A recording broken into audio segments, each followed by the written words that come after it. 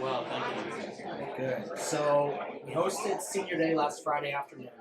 This is a senior class that has a deep involvement and impact on the program with multiple athletes that are siblings, alumni of the program. So the family roots run deep. Multiple records that are held by members of this class. What has the senior class meant to this program, as well as to you personally, as they're your first group that you've coached for the entire college years? Yeah, this is a pretty special crew. I took over a group of young men and women inherited, if you want. I mean, these young men and women specifically were recruited by a coach that never got to coach them. So when I came in, I had to build some trust with them right out the gate. So I was very fortunate. They were very intelligent, these young men and women. They stuck it out. We didn't lose a single year in this class. Um, and I owe a lot to them. They helped me kind of redirect the program in the direction that I wanted to go in. And they just had faith, they had trust, and they executed, swam fast, they're great students, great leaders, and I don't think we'd be doing what we're doing now without the work that this group put in. It's not a big crew. There's two men and 5 women.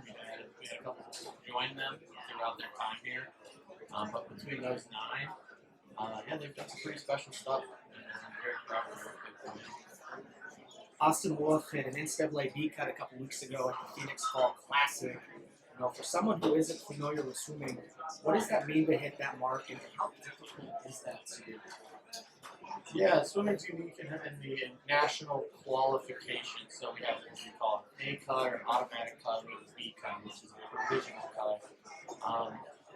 The long and short of it is at the end of the qualification window, which is February 25th or something, they were going to look at all of the people that have made A's and B cuts, and they're basically going to go down to about line 21 or 22 on the men's side. And then anyone above the line gets in, anyone below does not. So there's a lot more nuance to it. That's kind of a basic explanation of how the national qualification works. But you got to have B cuts to be even considered.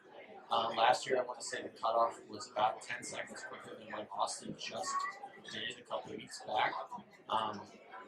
We did that on about 3 days of rest, so we didn't do a full training cycle, full rest and taper cycle. Which we obviously will do for our GLVC championship meet. So there's a lot of meat left on that bone. The goal right now is to get, between the men and the women, I would love to see 4 or 5 Cardinals making that NC2A meet, which I think would be one of the bigger crews that has ever made it, considering the age of the program at this Division II level. Your team has broken multiple pool records this season, including a 41-year-old mark in the men's 400 free relay, while Martina Tarrant has also broken an individual school record in the 200 breast and earned GLVC Athlete of the Week honors. Breaking records and moving people into and up the top 10 times list is a good gauge of growth in the program, and you've seen several dozen of those happen during your 3+ seasons of Jewel. But now you're looking at the next step and getting competitors back to the NCAA championship. So how do we do that? How do you do that? What are you looking for in swimmers? Just walk us through that whole process. Yeah, we've got a lot of spots to fill on the swim team. So we similar to say a football team that's got different positions. We got different strokes. We got different distances. So we got a lot of holes to fill. We currently carry a roster of 40. And that's way up from the roster I started with. But as far as the performance, it just goes with the athletes, really. I mean, between myself and our assistant coach, who's Gavin now and Elise in the past, we're just trying to constantly be better coaches, provide a better training atmosphere, and the kids usually take over. Right? We could throw the best work at them. They got to do it, and they've showed that they're capable of so much, so that we just keep kind of throwing the kitchen sink at them and watching them get better, and then we evaluate and we move forward again. And we talk about that all the time. Top 10 list. We've already put about 12 men's swimmers on the men's list this year. And then I think it's 3 or 4 the men's list currently. But the men, again, we didn't do a full rest. We haven't had a championship yet this year. So I'm fairly confident we're not even close to done with performance, targets for the year. You mentioned one of your new assistants, Coach Gavin Hager, and your second new assistant is Noah Witzke. Noah was a successful swimmer in this program and was the Cecil Martin Award winner of 2021 as the men's athlete of the year. While Hager comes from St. Louis University, what have they brought to your team this winter to help you and take this team to the next step? Yeah, it's expertise, it's passion, it's credibility on big scale. I mean, it's easy to look at someone like Noah who did what he did in only 2 years with us. I think he was part of 6 record-breaking performances over 2 years. So people listen, and with Gavin, he swam at a high level. He coached at SLU, at a Division I program. He's done the recruiting, he's done the coaching, he's been at the big meets. So he knows what he's doing as a coach. And he also is great.